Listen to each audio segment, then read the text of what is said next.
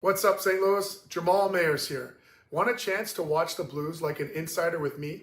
When you become an annual STL Sports Central insider, you're automatically entered to win. We're picking 2 winners, each bringing a guest to join me in the Blues Alumni Suite for the game versus the Edmonton Oilers on Friday, March 13th. That's right, Connor McDavid. We'll have free drinks, heavy appetizers, and an unforgettable night of Blues hockey. Sign up now at STL Sports Central, and I'll see you at the game.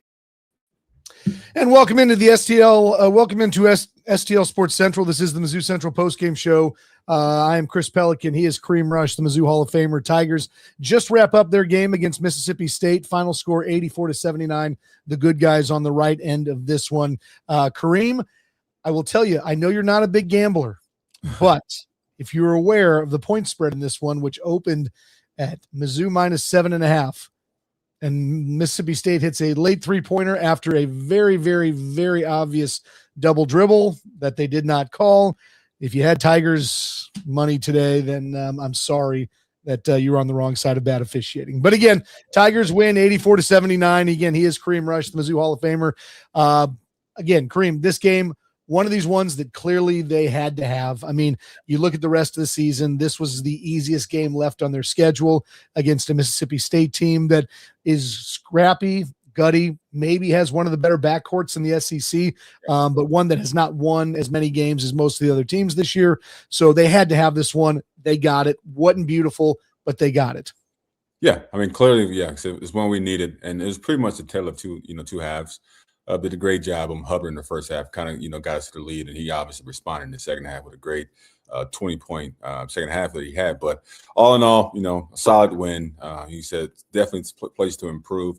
It's really tough to stop, dominant guards like they had. The other guy, Webb, had a great game as well. But guys made plays. We, uncustomarily hit our free throws down the stretch to pull this one out. So a win is a win. The boys played well enough to get it done. This is the Mizzou Central postgame show right here on STL Sports Central. Folks, as always, we invite you to jump in to the YouTube section. Leave us your comments. Let us know what you thought of the Tigers' 84-79 win today. And while you're down there, please give us a like and a subscribe. As you mentioned, they hit 11 of their final 13 free throws. Again, This is something that we have not seen them do. Hopefully, maybe we're seeing a new leaf turn for this team from the free throw line, which I think has probably cost them a couple of games this year. I mean, is this the kind of thing that you can flip the switch on? I mean, it's definitely a momentum builder. I mean, if you can hit them down the stretch when it really counts, definitely builds the confidence, move it on. But it's been our Achilles heel all season long. But, luckily today for us, they was able to knock them down. But moving forward, hopefully this is kind of going to be the norm for us. Well, closing tight games, which is going to probably be a lot in the SEC as we go along. Free throw is going to be an important part down the stretch to win games, and hopefully, we can do what we did tonight. What do you think Dennis Gates is saying in the locker room right now? Because, you and I texted throughout the game. We saw some really nice stretches. I mean, again, the way that they started defensively, which we see a lot. I mean, they bring in intensity for the first 5-6 minutes, and then it sort of gets a little wonky. But this thing looked like it was over pretty early in the second half, and this team was unable to put, kind of the heel on the throat and end this thing. I can't imagine Dennis Gates is thrilled. Again, I know it's hard. You take every win, you get excited about every win. But this team did not close out this game as well as I think we would have liked them to, minus the free throw shooting. Yeah. I mean, like I said, I think it kind of came down to, what's his name? Hubbard having a second half. If he was, limited to 10 points, we would have won by 15. So I think he's had a great, second half as a dominant scorer. Like I said, we made the plays down the stretch to win. We could have played better in the second half, but I think our defensive intensity was great. From the first unit, I'm still kind of nervous about our second unit, where we're gonna get offense from. I was hoping to see a little bit more from Rob. I'm just waiting for that game for him to have a solid offensive game, which he still played great defensively. He played really well defensively. Yeah, very very much active. He made it tough on Hubbard. He was. I don't know what he was for the first half, but it was terrible. And, shooters going to first half with Hubbard, 2 points total. Shooters don't eventually get hot, especially guys like him. You hit a few and then boom, boom. Now it's on. But all in all, I think Rob, really kind of, bunkered down and really wanted to play a good defense. I'm just waiting for that game to where he plays well offensively, because I think that'll do a tremendous, amount for his confidence, which we're going to need in that second unit because we're having a hard time scoring. He was, to your point, Anthony Robinson was very, very good defensively today. I mean, when it's clear that Mississippi State plays basketball a certain way, and their game is penetration and kick, letting Hubbard or Epps. They're both great finishers. I mean, Epps is not a big guy whatsoever, but boy, can he finish around the basket. I mean, reminded me of one of maybe your old buddies back in the day, Mike Dixon, who, could finish with, layups off the top of the backboard. He just had that game where he could shoot it over bigger guys. And Jaden Epps kind of was doing a lot of the same thing, obviously shooting the lights out as well today. Didn't think Jaden Stone guarded him as well as I think we might have hoped. But I mean, with Anthony Robinson, I'm taking a lot of pride in the fact, or at least I'm taking solace in the fact that the defensive game came back today. Yep. What we'd seen in the previous games, in addition to the offensive struggles, was kind of an out of control Ant, right? Like, I mean, he was fouling kind of at will. He was doing, going for steals when probably the opportunity wasn't there. I thought he played the best defensive game of any player today. So like, fine, the offense still not great. Didn't hit the shots that he probably wanted to hit today. But boy, in my mind, when you kind of fell as far as Ant Robinson did for a short period of time, you got to crawl out of that hole maybe with a few steps. And I think a great defensive game probably should give him some confidence that we might be able to see offensively. What do you think about that? I mean, that's his strong suit. I mean, that's what he brings to the table. So if he can do that, I don't think Dennis minds at all what he does offensively. I think that's more on him and what he wants to be as a player and taking that next step, for us. But if he can, like I said, do what he did, tonight, which is lead us defensively, he has tremendous value. And I believe that eventually, he hit free throws down the stretch, 1 or 2 threes are going to go in. He's going to have that, 10 to 15 point game, and things going to start working for him. But kind of where he fits in now is kind of where I think he needs to be. I mean, I'm really liking, like I was texting you, I'm really liking what T.O.'s, kind of bringing to the table offensively, the toughness. He just really is growing on me as a player. And, I'm happy to kind of see him develop and get more time and get better rhythm out there. And we went a little 7 minutes without discussing T.O. Barrett in this thing. And I got to sit here and I got to freely admit, he's making me start to eat a little crow, right? I mean, I've talked about early in the year that the guy, he shouldn't be playing more than 10 minutes a game. The defensive liabilities are such an issue, that even though I couldn't agree more. He's a scrappy guy. He brings hard. He plays hard. Boy, he plays so hard. But the lapses defensively were too much for me early on. And today, I think he actually, if we're going to go back and watch the film, I think early on, I mean, he was the one who was giving Hubbard fits early in the game, and Hubbard's a guy who gets to the basket at will, and I thought T.O. Barrett played a really, really, really nice game for about 85% of it defensively, which earlier in the year, I think we were seeing, 30%, 40% defensive. So to your point, I agree. And I don't know what this leads to with this team. Like, that's kind of the interesting thing, because T.O. Barrett's clearly taken a step forward as a player, and Dennis Gates should reward that. Like, that's, this is what we do, right?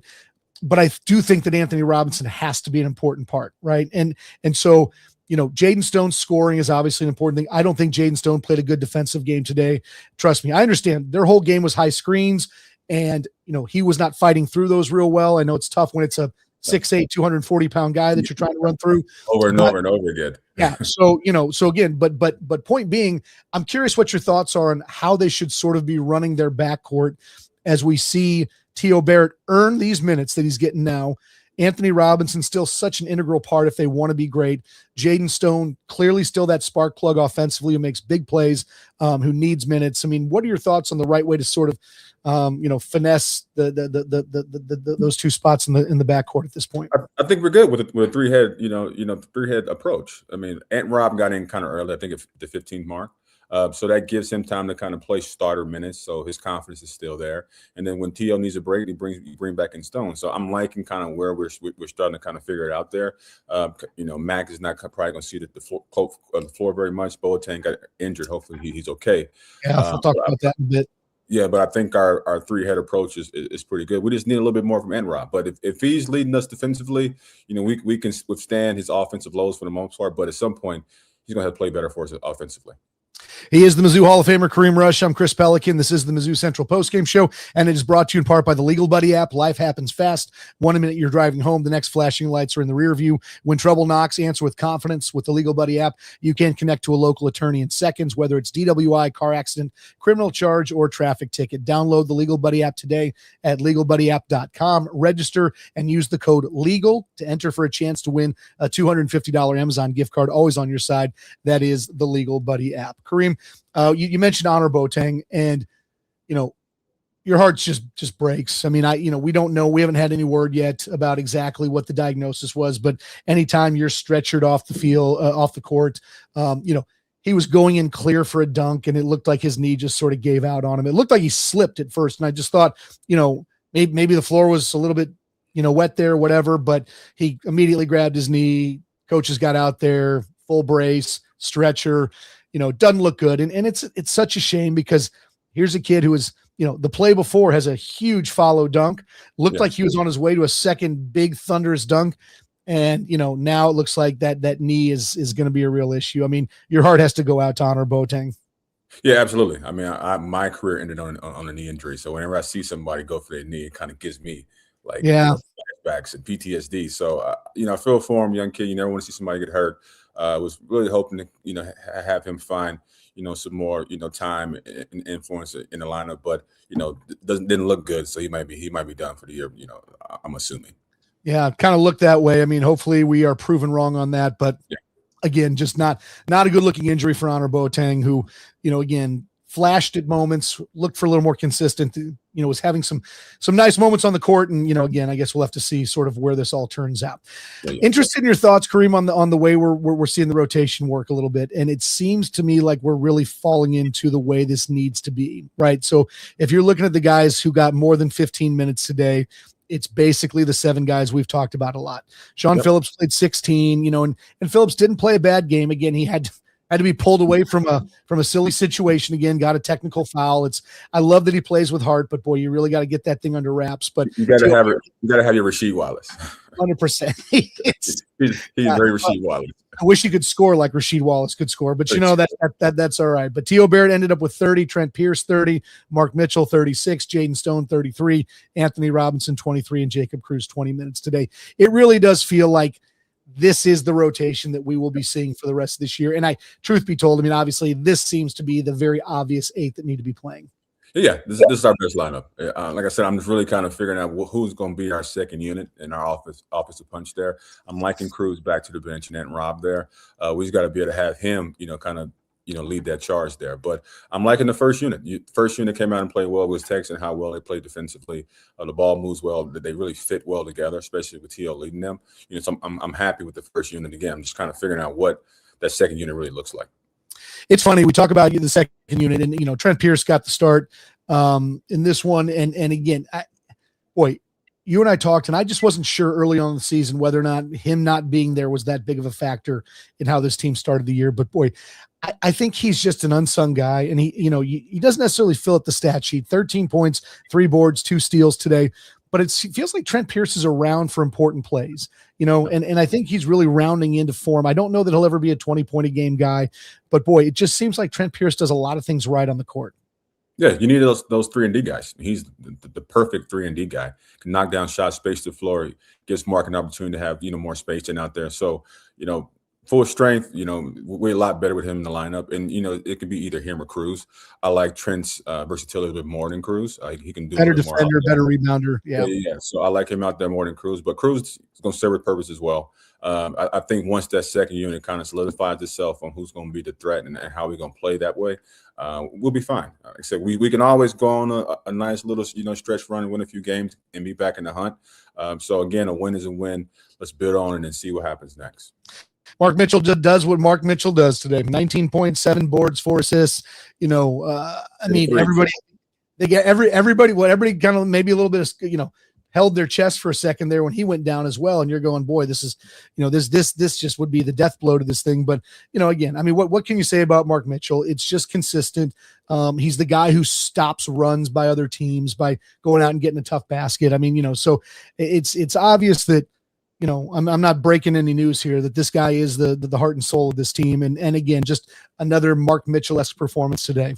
Yeah, very proud of Mark. I wonder if he's been listening to us. Now he's shooting threes when he's open and turnaround jumps. I'm like, this is beautiful. So it's something going to get better for him. So, like you said, he's been our staple all year long, does what he does, gets everybody involved. He's been an amazing player. So, definitely probably going to be, close, if not first team All-SEC, definitely second team. I've been playing great. And, if he continues to win, that's only going to bolster his influence and repping it within the league.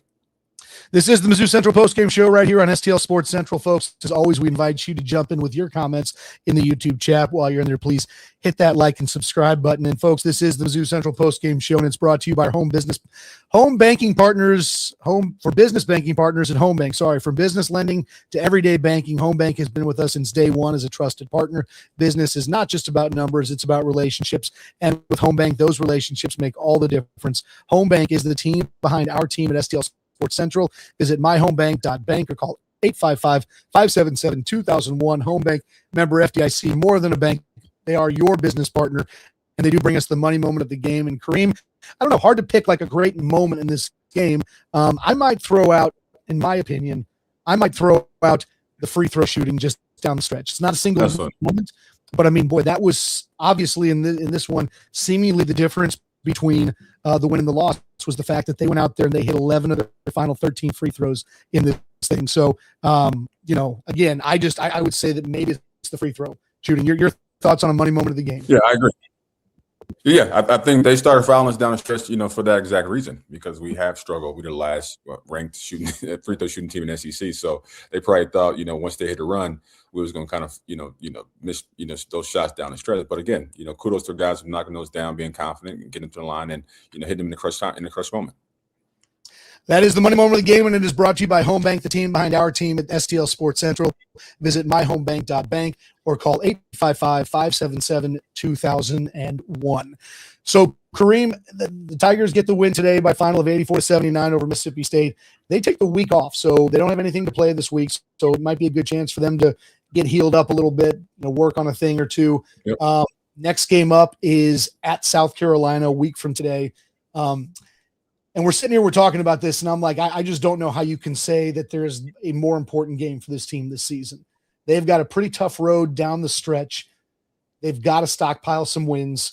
The bracketology people out there, if you're following that, Joe Lunardi has the Tigers as a first 4-out team right now. So this will be a good win for them, for their resume today. Yep.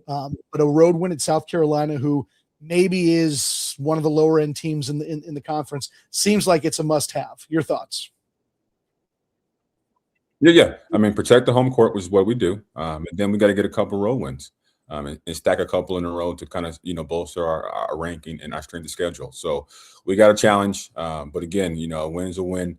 Let's move on. And, guys got to play better on the road. It's just where our big players step up. I think, Ant Rob can go out there and have one of his, rebound games and lead us to a win. But we got to do what we've been doing, which is have Mark, Stone, those guys lead us. T.O., like I said, playing a little bit better. So we got a chance if we play well. We got, like I said, do what we did defensively today with the aggressiveness, and knock down our free throws, and we got a chance to win.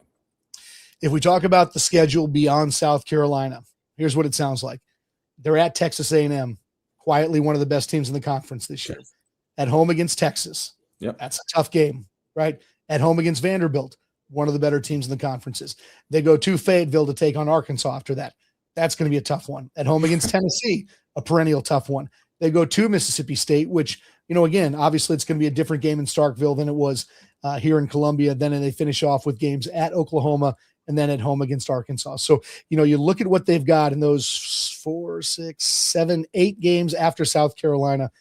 I don't know that you have a for sure win in that thing. So it just seems to me that if this team really has March aspirations, that, you've got to get to 6-4 with the win in conference. And at that point in time, hopefully you can figure out a way to get 3 or 4 more. I don't know how easy that's going to be, but you get to 10 wins in the SEC and it seems like that might be enough. But again, that's assuming they beat South Carolina to get to 6-4. They got to find 4 wins out of those final 8. And that could be a tall order. Yeah, it's definitely gonna be a gauntlet, but that's what SEC is.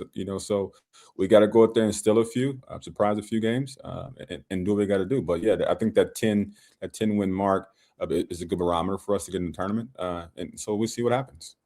What do you think you need to see? If you're sitting there and you're being the guy who is, if you're Dennis Gates, if you're part of his staff, or even somebody who's just sort of analyzing this whole thing from afar. What needs to happen in your mind for this team to take the next step to where they're beating Mississippi State by 20 and not needing to free throw out to win these games. Where does this team have to improve to get better down the stretch? Because I just don't think there's any chance that this team gets to 10 wins if they're continuing to play kind of how they've been recently. So I just don't know. I mean, what do you think you need to see from this group in order for them to be able to go and play tough games against Texas A&M and Texas and Tennessee and the like? I mean, we certainly have our limitations. Shooting the ball is kind of one of our Achilles heels. I'm liking kind of where we have with Trent and Stone in the first unit, but that's kind of really all we have besides Cruz. So that's kind of one of our limitations is obviously the free throws. And our talent is not so much above, what everybody's bringing to the table, where if we don't play well and have one of those dream games that we're looking for defensively, we're going to be kind of right there, right in the middle of kind of where we stand. So as our talent improves, then we're probably a little bit, we have more leeway there. But I think based on kind of where we are, we got to play a certain style of ball. We got to rebound. We got to knock down free throws for us to have a chance. And I would say, again, I'm gonna hold firm with my early season analysis of this team. If they play defensively for 40 minutes like they played for the first 6 of this one today, which they didn't, they got a shot. I mean, again, if you and I were commenting on this when we were texting back and forth, Mississippi State struggled to get shots for the first 6 minutes of the game. Mm-hmm. And again, I know some of that, it becomes flow. A team, warms up, gets into a rhythm, that sort of thing. But boy, it just seemed like T.O. Barrett was doing a fantastic job of cutting off Epps before he could, get to the basket. They were making it extremely hard to get in the lane. And it's just, this is sort of what kills me about this team. And I've said it a million times, but they are capable of being a very good defensive team. I think I see it. The problem is that they just sort of come and go, and I don't know. I mean, I don't know how you make a team with this many veterans more consistent, but boy, it feels like, in my mind, I agree with you that they've got to shoot better. They just have to do that. And that's the best part too. I think the fact that they were hitting, they came out guns a-blazing with their threes, right? I think they were 6 of their first 7 from 3. And it's funny because it seemed like they were playing insanely good defense off of those shots, right? Like, I mean, it just seemed like the energy changed. And so I don't know if it's chicken and egg at this point in time. Does the good defense lead to good shooting? Does the good shooting lead to better defense? But it just seems to me that they've got to figure out a way to lock in and defensively not change the way they play at any point in time, depending on what the situation of the game is. Like, if they can just play the way they did in those stretches, I think they're going to keep themselves in almost every game they play. Yeah, I mean, I wouldn't say that defense is our calling card. I'm trying to figure out what our calling card would be. Yeah. I think we have Mark Mitchell who kind of leads us, and everybody plays off that. So we got to find what our identity really looks like. And we have the capabilities and the talent to be a great defensive team. I think a lot of that goes with the struggles of Androb, because he was the one who kind of leading that. So if he was more playing a little bit better, playing his 35 minutes, having that next step that we thought he was going to do, I think our defense would be a little, would be better. But again, we're finally healthy. Like I said, we are kind of limited to what we have talent-wise. If Mark was, all of a sudden knocking down a couple more jump shots in the 3, he'd go from an 18-point per game score to a 22-point per game score. And then that just kind of, helps the team. So, based on that, I guess I think kind of where we are is kind of where we are. I think we can go out here and surprise a couple teams, get to that 10 mark, but that's probably going to be the top of where we hit. I think that's you're probably right. If you ask me right now, I don't think we get to the 10. But again, they got it in them. I don't think there's any doubt about that. Let's talk about a different sport, my friend. Super Bowl 60. It does deserve a sportsbook built for the moment. DraftKings Sportsbook, an official sports betting partner of Super Bowl 60, puts you right in the center of the biggest game of the year. That is a week from tomorrow. And when anything can happen during the Super Bowl, DraftKings has your back with early exit. If a player goes down in the first half, you still get paid out in cash immediately once your bet settles. No bonus bets, no waiting. We've got some discussion on prop bets. I mean, I haven't gotten into that real deeply at this point in time, but I do know that the Seattle Seahawks have opened this thing as a 4.5-point favorite. Kareem Rush, I know you don't bet on these sort of things, but I'm curious your thoughts on Super Bowl 60. Who you got it at Seahawks minus 4.5? I want Seattle to win. I like the story, behind Sam Darnold and his rebound from early in his career. So I like seeing that. Drake May's been amazing, second year guy, so he has a chance to get back. Even though I know it's hard. I made the finals my second year. Thought I'll go back a million times, but that was the only one. So you reached the Super Bowl, but at least you have more opportunities. But what Sam Darnold's done, being given up on a bunch of different stops, to see him rebound is pretty awesome to see. So for that, I'm rooting for Seattle. Over under in that one is 45.5. And I kind of like the Seahawks in the over in this thing because I think it's going to be a shootout. A couple of good young quarterbacks in this one. Good defenses for sure, no doubt about it. But I do feel like they'll play on decent conditions in Northern California, and I think that the ball will be flying all over the place. Jackson Smith and Jigba is a guy who, even if you don't like football, watching that guy run routes and catch balls, he is a difference maker. So that is where I'm at with that one. And folks, if you are new to DraftKings, new customers can bet just $5 and get $300 in bonus bets if your bet wins. So we need you to download the DraftKings Sportsbook app now and use the code STL Sports. That's code STL Sports to turn $5 into $300 in bonus bets if your bet wins. In partnership with DraftKings, the crown is yours. Gambling problem? Call 1-800-GAMBLER. 21 plus, physically present in Missouri. Eligibility and restrictions apply. Bet must win to receive bonus bets, which expire in 7 days. Minimum odds required. For additional terms and responsible gaming resources, see dkng.co/audio. Limited time offer. Tigers win by a final of 84-79 over Mississippi State. They improved to 5-4 in SEC play, 15-7 on the year. Mississippi State drops to 3-6 on the season in SEC play. They are now 11-11 on the year. So again, Tigers with everything in front of them. They will take the week off from games. They'll return to action a week from today against South Carolina in Columbia, South Carolina. Huge game for the Tigers in that one. Kareem, before we start wrapping things up, just wanted to get your thoughts on where this team sits right now, what you thought of today's game, and what's next for this group. Yeah. I mean, I'm happy with, like I said, we finally kind of, settling in on our lineup is going to look like.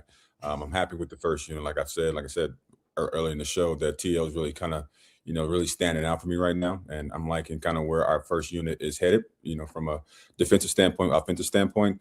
My only concern right now is kind of, where Ant Rob is. Hopefully he kind of get up out of his slump, because having him like being an impactful player like he should be, takes us up a notch, which can help us get some of these wins that we desperately need in this tough game, such stretch of games that we have coming up. So all in all, I'm happy with the win today. It wasn't perfect. But again, kudos to them for knocking down the free throws and getting the job done. Absolutely. And I think our friend Ray Beiersdorf, who's with us more often than not, summed it up best. Good to see the win, but didn't feel like they played that well. I mean, I don't know that there's a better way to put that thing, to sum up the game. Again, sometimes these are the best kind of wins, right? Where you get the win, but you got a lot of stuff on film that looks a little ugly and things that can be coached around. So, again, the Tigers get some time off to get healthy this week. Maybe work on a couple of different things, maybe work on that consistency a bit. So we'll have to see where things go from there. All right, before we got to say goodbye, we got one more thing to do, my friend. You got one? Horde? Oh, not done. It's too early in the day. All right, fine. I got it.